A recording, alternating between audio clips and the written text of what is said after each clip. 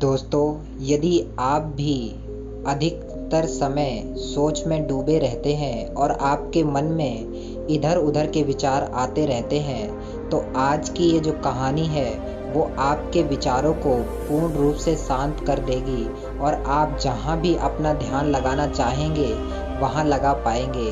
दोस्तों, आज की इस कहानी में आपके मन में यदि किसी भी प्रकार के अश्लील विचार आते हैं, किसी भी प्रकार के कामुकता से भरपूर विचार आते हैं, तो दोस्तों आज की ये कहानी आपके सभी प्रकार के नकारात्मक विचारों को खत्म कर देगी और आपके मन को पूर्ण रूप से शांत कर देगी।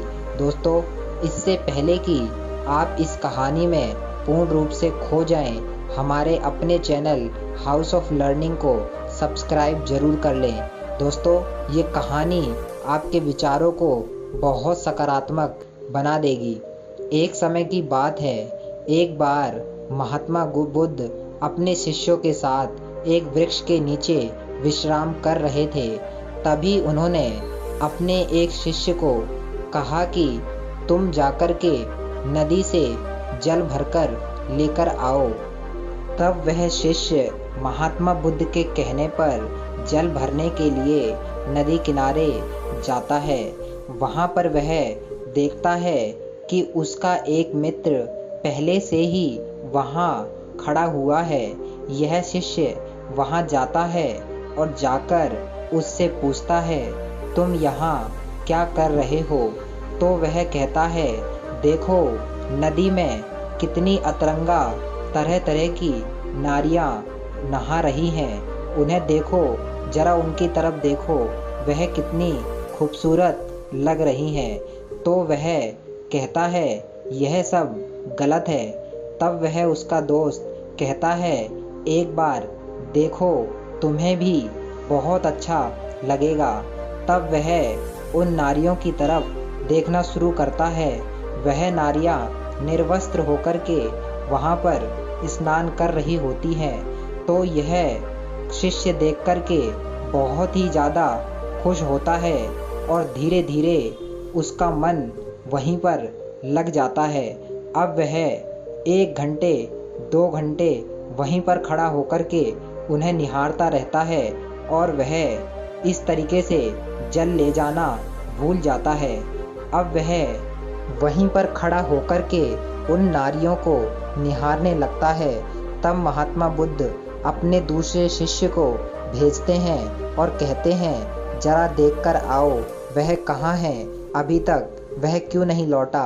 तब वह दूसरा शिष्य जाता है और जाकर देखता है और उसे लेकर आता है।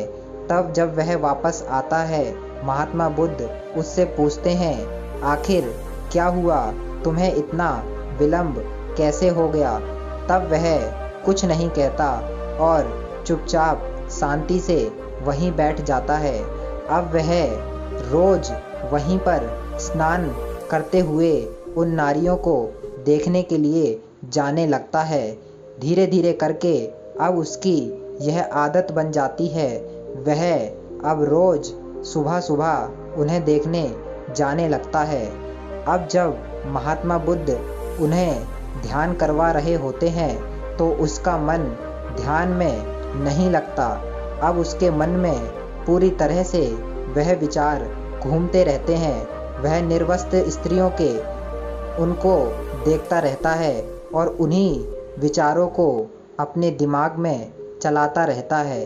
धीरे धीरे करके यह विचार उसके ऊपर इतने हावी हो जाते हैं कि उसका ध्यान कहीं भी नहीं लगता। वह जैसे ही ध्यान करने बैठता है, उसके मन में इधर उधर के विचार आने लगते हैं। तब वह महात्मा बुद्ध से कहता है, हे भगवान, मुझसे बहुत बड़ी गलती हो गई। मैं अपने विचारों पर नियंत्रण नहीं कर पा रहा हूँ। तब उससे महात्मा बुद्ध पूछते हैं, बताओ तुम्हें क्या परेशानी है?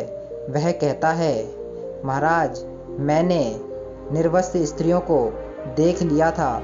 उसके बाद से मेरा मन अपने काबू में नहीं है और अब मेरे मन में चाह कर भी विचार रुक नहीं रहे हैं और मैं जितना ही उन्हें नियंत्रण करने की कोशिश करता हूँ वह मुझे उतना ही उत्सुक करते हैं और मैं बार बार उन्हीं विचारों में खो जाता हूँ। हे भगवान, आप ही अब इसका कोई रास्ता मुझे बताएं। तब महात्मा बुद्ध उससे कहते हैं, जरा मेरे साथ चलो। वह उस शिष्य को एक बगीचे में लेकर जाते हैं जहाँ पर एक नाली बह रही होती है और महात्मा बुद्ध उस शिष्य से कहते हैं, क्या तुम इस नाली की धारा को रोक सकते हो? वह कहता है, हाँ भगवान, मैं रोक सकता हूँ। तो वह जाता है और वहाँ पर पड़े हुए ईंट पत्थरों को, रोड़ों को वहाँ पर उस नाले के धारा के बीच में डाल देता है और वह पानी कुछ समय के लिए ठहर जाता है और वह कहता है, लीजिए भगवान, ये रुक गया।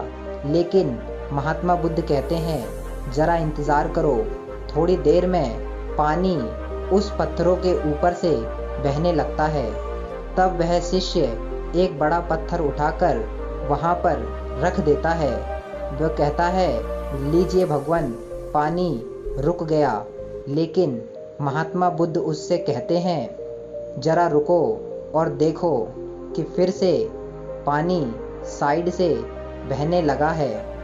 वह यह देखकर हैरान हो जाता है और कहता है, भगवान, मैंने पूरी तरह से कोशिश कर ली लेकिन यह पानी रुकता ही नहीं है। इसका जहाँ से उत्पन्न हो रहा है वहाँ जाकर के रोकना होगा, तभी यह पानी बंद हो सकता है।